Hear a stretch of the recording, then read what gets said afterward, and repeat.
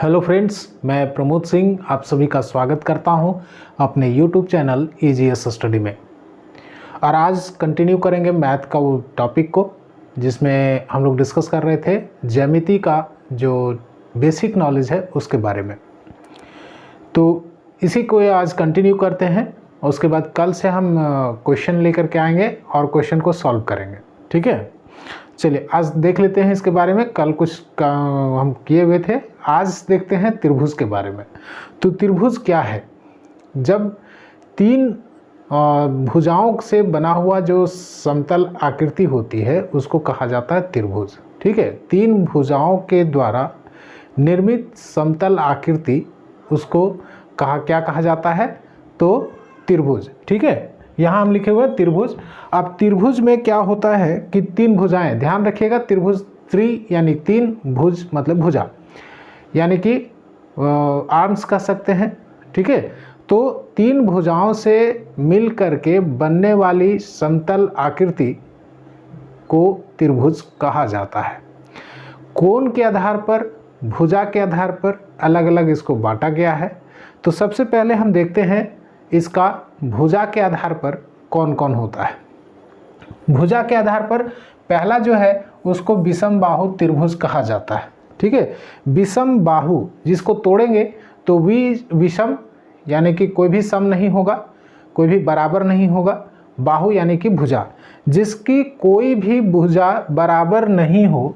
जैसे suppose that हम इस तरह का एक त्रिभुज ले लिए। ठीक है, इस तरह का त्रिभुज ले लिए, ये 2 सेंटीमीटर है, ये 4 सेंटीमीटर है और ये इसको 3 सेंटीमीटर मान ले। ठीक है, तो कोई भी भुजा जो है वो माप में एक दूसरे के बराबर नहीं है। तो जब माप में बराबर नहीं है तो इसको क्या कहेंगे? विषम बाहु त्रिभुज। ठीक है, क्या कहेंगे? विषम बाहु त्रिभुज। ठीक, समझ में आई बात? जिसका कोई भी भुजा बराबर नहीं हो उसको क्या कहेंगे? विषम बाहु त्रिभुज। ठीक है, उसके बाद देखते हैं समबाहु त्रिभुज। सम बाहु यानी समद्विबाहु त्रिभुज। समद्विबाहु, सम मतलब बराबर, द्वि मतलब दो, बाहु मतलब भुजा, यानी कि वह त्रिभुज जिसकी दो भुजा, दो बाह बराबर हो, दो बाहु बराबर हो, यानी दो भुजा बराबर हो, उसको क्या कहा जाता है? समद्विबाहु। जैसे सपोज दैट इस सेम उसी तरह से फिगर हम बनाते हैं और इसमें कर देते हैं कि ये 3 सेंटीमीटर है, ये 3 सेंटीमीटर है, ये 2 सेंटीमीटर है। तो ये भुजा और ये भुजा बराबर हो गया। ठीक है, तो दो भुजा यदि बराबर होता है तो उसको कहा जाता है समद्विबाहु त्रिभुज। ठीक है, समद्विबाहु नाम से ही स्पष्ट है, इसमें याद करने का कोई जरूरत नहीं पड़ेगा। उसके बाद है समबाहु। समबाहु यानी कि जिसकी तीनों भुजा बराबर हो। ठीक है, जिसकी तीनों भुजा बराबर हो उसको क्या कहेंगे?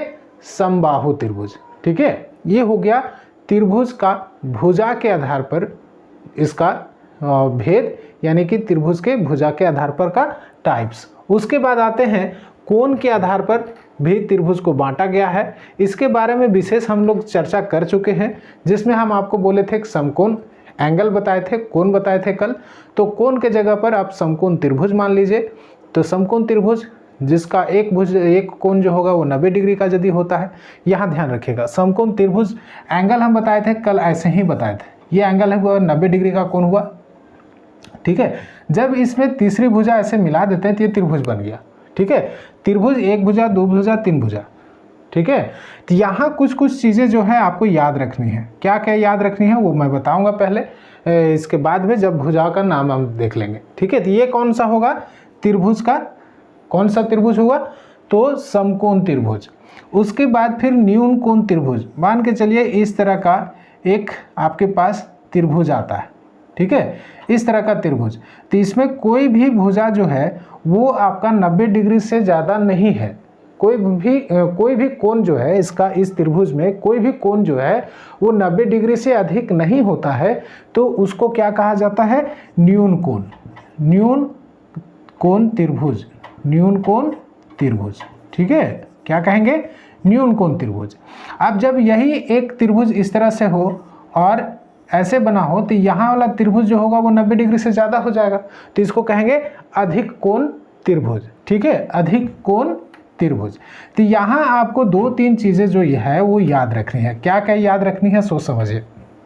जिसको कि सामान्यतः बोला जाता है त्रिभुज के जो कैरेक्टर्स होते हैं, विशेषताएं होती हैं, उसके बारे में।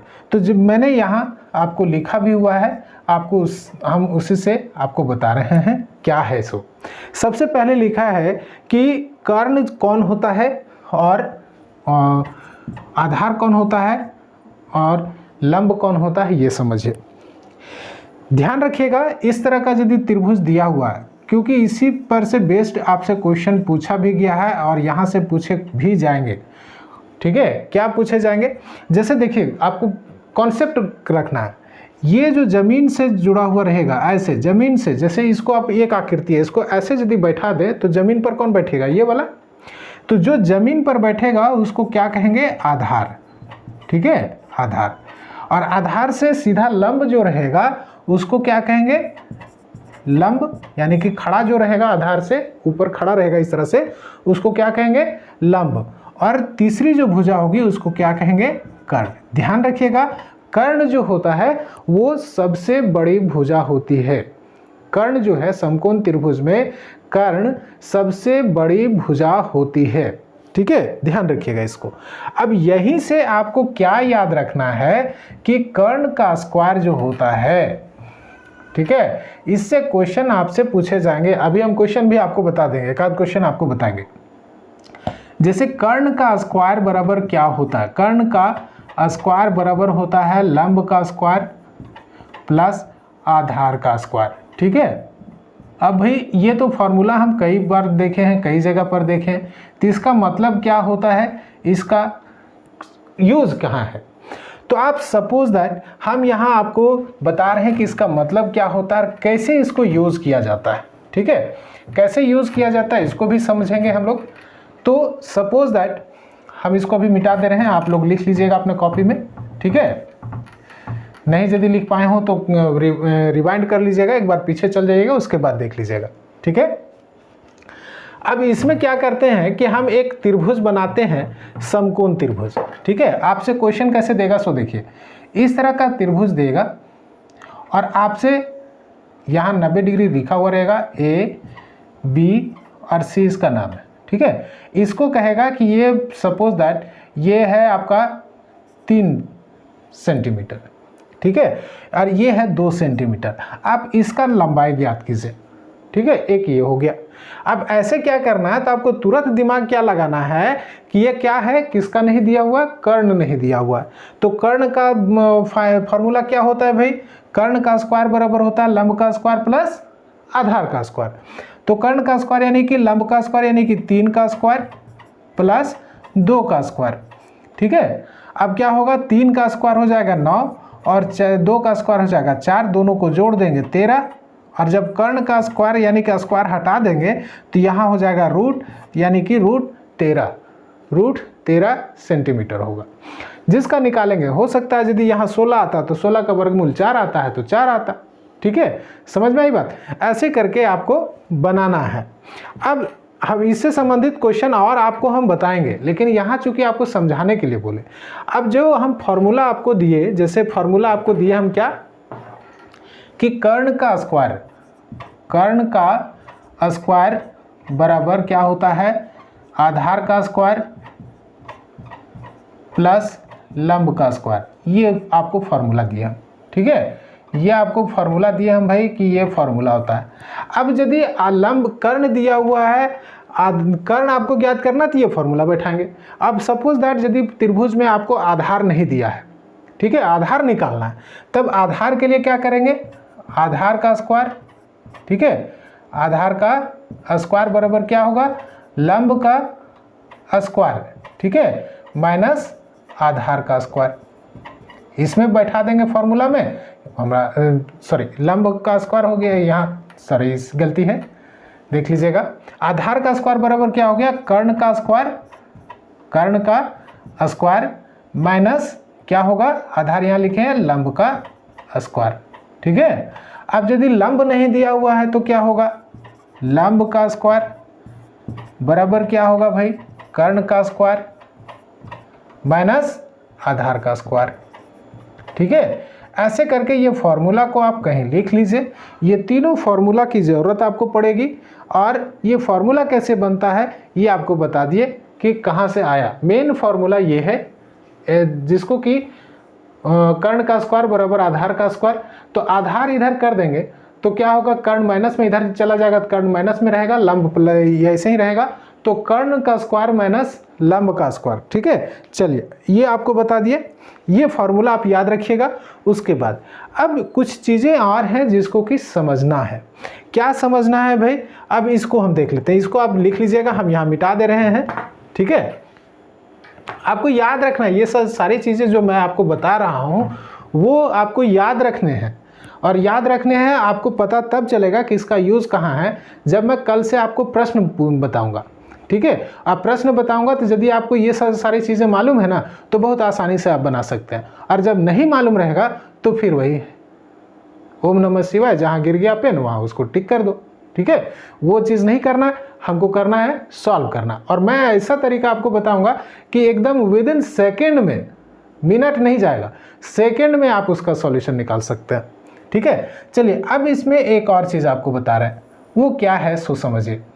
ऐसे एक त्रिभुज है, देगा इस तरह का क्वेश्चन जो हम अभी अब बताने जा रहे हैं, एकदम ध्यान से समझिएगा कि क्या मैं बताने जा रहा हूं। नियम कहता है कि यदि ये तीन भुजा, इसमें ए बी एक भुजा हुआ, बी सी एक भुजा हुआ और ए सी एक भुजा हुआ, तीन भुजा हुआ। अब तीन भुजा में ए और बी का जो मध्य बिंदु होगा सो, ठीक है, और इस बी सी का यदि कोई मध्य बिंदु है सो, इसको यदि हम मिला दिए, ठीक है, इसको हम मिला दिए तो इसका मतलब ये जो रेखा होगा ये सामने वाला का, यानी कि ए सी जो है वो इसका, यानी कि इसको हम एक नाम दे देते हैं पी और क्यू। ठीक है, तो ए सी समांतर होगा पी क्यू का। ठीक है, मतलब है कि यदि जो मध्य बिंदु का, कोई भी दो भुजाओं का यदि मध्य बिंदु को मिलाने वाली जो रेखा होगी, मध्य बिंदु को मिलाने वाली रेखा जो होगी वह तीसरी भुजा के समानांतर होगी। ठीक है, समानांतर होगी, ये समझ में आया कि तीसरी भुजा कौन हुआ। अब यदि सपोज दैट हम इसको ना करके हम यहाँ इसका ए सी का जो मध्य बिंदु है, मध्य बिंदु समझते हैं ना, मध्य बिंदु मतलब बीच में, ठीक है, आधे आधे, तो बीच में यदि इसका है, जैसे ये 4 सेंटीमीटर हुआ, ये से सी तक 4 सेंटीमीटर है, तो दो के जगह पर यहाँ से यहाँ 2 हुआ, और यहाँ से यहाँ भी 2 सेंटीमीटर हो गया। तो यहाँ यदि एक पॉइंट बना दे और यहाँ एक पॉइंट है, तो इसको यदि और ये दोनों को मिला दे, ठीक है, तो मिलाए किसका भुजा, ये भुजा और ये भुजा, तो बच गया कौन, ये, तो तीसरी जो भुजा है उसके समानांतर ये भुजा होगा। अब आपसे क्वेश्चन क्या पूछेगा कि ऐसे बता देगा और बोलेगा कि इसका यदि 4 सेंटीमीटर है और ये दोनों को मिला दिया मध्य बिंदु की, इसका लंबाई क्या होगा भाई बताइए आप। तो आपको निकालना कुछ नहीं है, ठीक है, निकालना कुछ नहीं, बस फिगर को ध्यान से देखिए। और ये नियम है कि यदि तीसरी भुजा के समानांतर होगी, फिर से सुनिए, दो भुजाओं के मध्य बिंदु को मिलाने वाली जो रेखा होगी वह तीसरी भुजा के समानांतर होगी और आधी होगी। ठीक है, आधी होगी, इट मीन्स इसमें जो इसका यदि 4 है तो ये भी 2 सेंटीमीटर होगा, इस जितना लंबाई इसका होगा यानी कि तीसरी भुजा की होगी उससे लंबाई में वो आधी होगी। समझ में आई बात। चलिए एक और हम आपको प्रैक्टिकल करके बताते हैं, एक और क्वेश्चन आपको इसमें बताते हैं। अब सपोज दैट एक ये क्वेश्चन हुआ आपका, ये ऐसे करके दिया, ये समकोण त्रिभुज है। ठीक है, अब क्या हुआ कि इसमें दिया हुआ है, यहाँ दिया हुआ 3 सेंटीमीटर, यहाँ दिया 2 सेंटीमीटर, यहाँ दिया 5 सेंटीमीटर। ठीक है, हम एग्जाम्पल बता रहे हैं, अब इसके फेर में मत पढ़िएगा। चलिए ये 3 है, ये 2 है, ये 5 है। सपोज दैट ये क्वेश्चन आपका एग्जाम में पूछ दिया और यहाँ का इसका मध्य बिंदु को और इसका मध्य बिंदु को ये मिला दिया है। ठीक है, ये दोनों को मिला दिया। अब बोला क्या कि इसका नामकरण कर दिया P और Q, इधर A, B और C है। बोला कि PQ की लंबाई कितनी होगी ये आप बताइए। ठीक है, PQ की लंबाई कितनी है, ऑप्शन आपको दे दिया, A 1 centimetre, B 2 centimetre, C 3 centimetre, D 4 centimetre.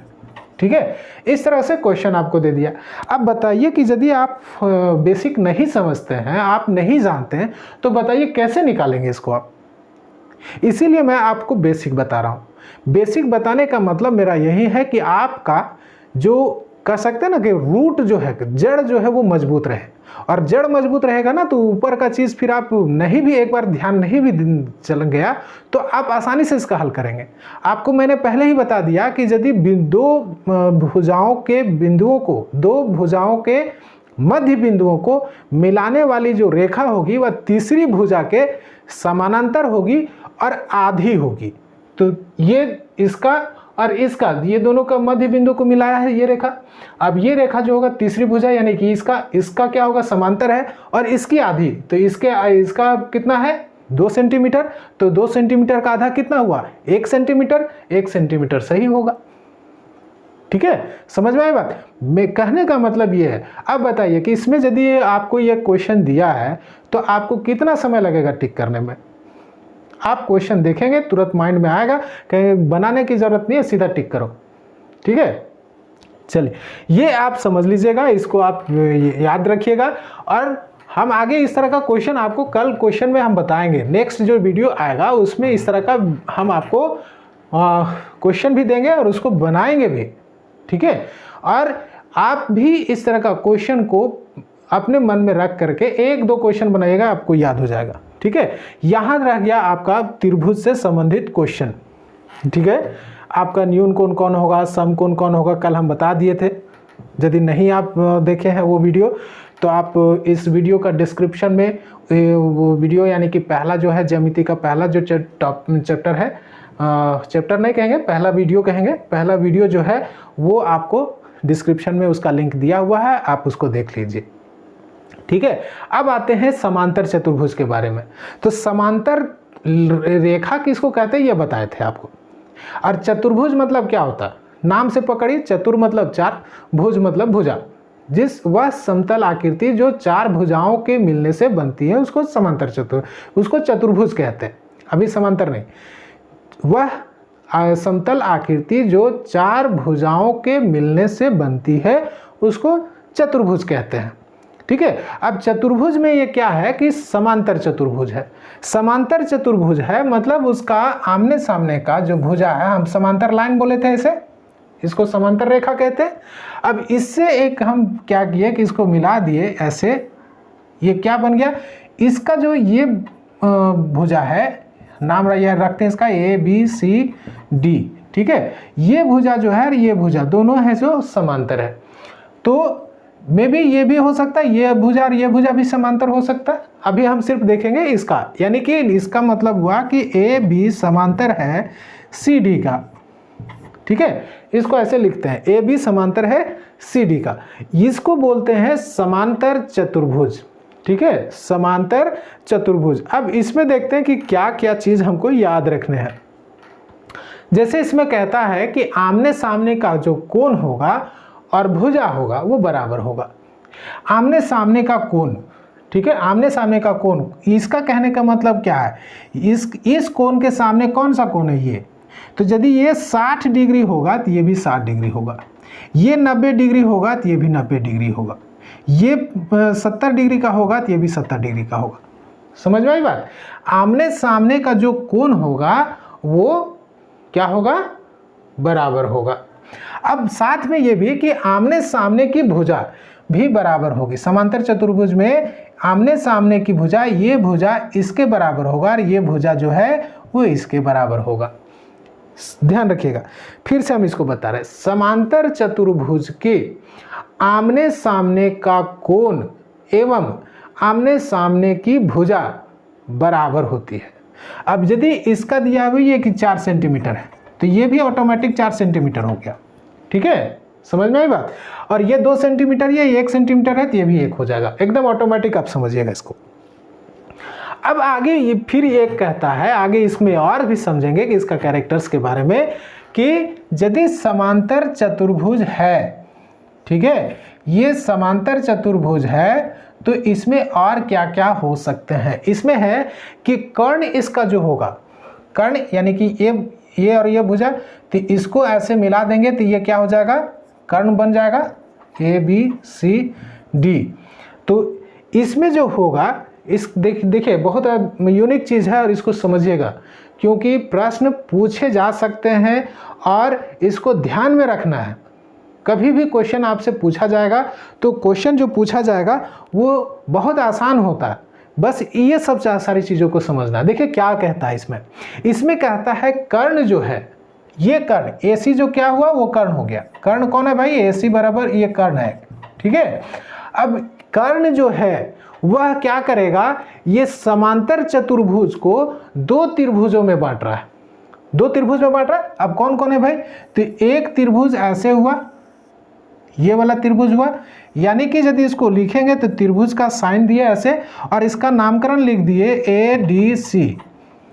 ये जो त्रिभुज है इसका क्षेत्रफल ADC का क्षेत्रफल क्या होगा भाई? ये जो त्रिभुज आया ABC, यानी कि ऐसे करके जो त्रिभुज है, ये त्रिभुज दो त्रिभुजों में बांटा, एक त्रिभुज एक हुआ और ये दूसरा त्रिभुज हुआ। तो यानी कि इसका यदि हम लिखें ADC का क्षेत्रफल बराबर त्रिभुज ABC का क्षेत्रफल, यानी कि दोनों का क्षेत्रफल जो होगा वो बराबर होगा, ठीक है। ध्यान रखिएगा कि यदि समांतर चतुर्भुज है, समांतर चतुर्भुज है तो उसमें जो कर्ण बनाया है, कर्ण से बनने वाली, किसी एक कर्ण से बनने वाली जो दो त्रिभुजें होंगी, उन दोनों त्रिभुज का क्षेत्रफल आपस में बराबर होंगे, ठीक है, ये याद रखिएगा। अब आगे कहता है, अब आगे क्या कहता है कि हम समझ लीजिए कि इसको एक और हम इसमें कर्ण बना दिए, दो कर्ण बन गया। तो ये दो कर्ण जब बनते हैं तो आपको क्या ध्यान में रखना है, शुद्ध समझिए। इसमें कहता है कि ये दोनों, यदि ये जो है वो 6 सेंटीमीटर है और ये भी 6 सेंटीमीटर है, दोनों 6 सेंटीमीटर होंगे, दोनों बराबर होंगे, तो दोनों जो एक दूसरे को काटेंगे वो समद्विभाजित करेंगे, यानी कि दो बराबर भागों में बांटेंगे। तो इसका मतलब ये 6 सेंटीमीटर यदि यहाँ से यहाँ लंबा है तो क्या होगा, ये 3 सेंटीमीटर यहाँ भी रहेगा और यहाँ भी 3 सेंटीमीटर रहेगा, ठीक है। समद्विभाजित करेंगे, दो बराबर भागों में बांटेंगे। चलिए समझ में आई बात। अब फिर से इसको देखिए कि इसका मतलब है कि एक साइड वाला कोई दो त्रिभुज जो होगा, ये एक त्रिभुज हुआ ऐसे करके, एक त्रिभुज, दूसरा त्रिभुज, ठीक है, ये तीसरा त्रिभुज और ये चौथा त्रिभुज। यानी कि यदि हम इसको समझें तो क्या है कि एक त्रिभुज एक और प्लस त्रिभुज दो का क्षेत्रफल किसके बराबर होगा, तो बराबर होगा किसका, त्रिभुज 3 का प्लस त्रिभुज 4 का क्षेत्रफल, ठीक है, 4 का क्षेत्रफल। यानी कि किसी भी एक साइड के दो त्रिभुजों को हम यदि जोड़ दें तो उसका अन्य दूसरे साइड का जो त्रिभुज होगा उसके क्षेत्रफल के बराबर होगा, ठीक है, समझ में आई बात। चलिए अब इसको समझ लीजिए। अब एक चीज और समझ लीजिए, उसके बाद आपको हम त्रिभुज से, समांतर चतुर्भुज से आपको आगे ले चलेंगे। चलिए इसको एक और टॉपिक को समझ लीजिए, उसके बाद हम आपको बताएंगे। अब इसमें क्या कहता है कि यदि ABCD ये समांतर चतुर्भुज है, ठीक है, समांतर चतुर्भुज है। अब ये समांतर चतुर्भुज है तो हम आपको तो बताया कि ये कोण और ये कोण जो है वो बराबर होंगे, आमने सामने का जो कोण होगा वो बराबर होगा। लेकिन ऐसे जो कोण होगा वो क्या होगा, तो ऐसे जो कोण होगा, ये कोण और ये कोण जो होगा वो एक दूसरे के संपूरक होंगे। क्या होंगे, यानी कि कोण A और एवं कोण D, ये ऐसे एंगल कल बताए थे, पिछले वाला वीडियो में आपको बताए थे कि इस प्रकार का जो दिया हुआ साइन वो एंगल का साइन होता है, यानी कि कोण का। तो कोण A एवं कोण D, ये कोण और ये कोण, ये दोनों एक दूसरे के संपूरक होंगे, ठीक है, एक दूसरे के संपूरक होंगे भाई, ठीक है, होंगे। अब आप कहेंगे कि सर संपूरक क्या होता है, तो संपूरक किसको कहते हैं ये आपको मैंने पहले वीडियो में बता दिया है। अब मैं यहाँ उसको क्लियर नहीं कर रहा हूँ, आप उसको देख लीजिएगा, ठीक है। अब आते हैं, चूंकि ज्यामिति से फिगर ज्यामिति का है, लेकिन हम इसको पढ़ेंगे, इन सारी चीज़ों को हम जो इसके बाद जो बता रहे हैं इन सारी चीज़ों को हम क्षेत्रमिति में पढ़ेंगे। लेकिन यहाँ आपको हल्का सा हम बता देते हैं, इसको याद रखिएगा। आयत का, वर्ग का, वृत्त का। चलिए आयत का, तो इसमें भी ऐसे ही है, समांतर चतुर्भुज का ध्यान रखिएगा। आमने सामने की सभी भुजाएं, आमने सामने की भुजा बराबर होती है। वर्ग में सभी भुजाएं एक बराबर होती है, ये इसको याद रखिएगा। इसमें एक्चुअली में आपको ध्यान रखना है इसका फॉर्मूला का। तो ये सारे फॉर्मूला मैं आपको बताऊंगा जब मैं आपको क्षेत्रमिति बताऊंगा, तो उस समय। अभी टेंशन इसका ना लीजिए, आप जितना मैं आपको बताया हूँ त्रिभुज में उतने चीज़ों को याद रखिएगा, और इनको हो सकता है कि एक दिन में याद नहीं हो। आप इसके लिए समय ले लीजिए और इसको याद कीजिए। यदि याद कर लिए हैं तो बढ़िया है, और आप इस वीडियो को भी देख रहे हैं तो बढ़िया है कि आप देख लीजिए। और उसके बाद कल से नेक्स्ट जो वीडियो आपका आएगा, जो मैं नेक्स्ट वीडियो दे रहा हूँ, उसमें प्रश्न होंगे। और प्रश्न हम हमेशा आपको बोल रहे हैं कि ये प्रश्न होंगे जेटेट 1 to 5 के स्टैंडर्ड के लिए। ऐसा नहीं है कि मैं स्टैंडर्ड आपको बता रहा हूँ एकदम टफ या बहुत आसान, उसी स्टैंडर्ड को ध्यान में रखते हुए मैं आपको बताऊंगा, और कैसे सॉल्व करना है उस चीज़ों को मैं बताऊंगा। ठीक है, इसीलिए आप बने रहिए हमारे चैनल पर, हमारे वीडियो को देखते रहिए। आपको मैथ्स में कहीं प्रॉब्लम्स नहीं आएंगे यदि आप सिर्फ मेरा वीडियो देख रहे हैं तो। ठीक है, मिलते हैं अगले वीडियो में, जहां देखेंगे हम लोग इस चैप्टर से जुड़े हुए प्रश्नों को। आप सभी का धन्यवाद। Thank you for watching.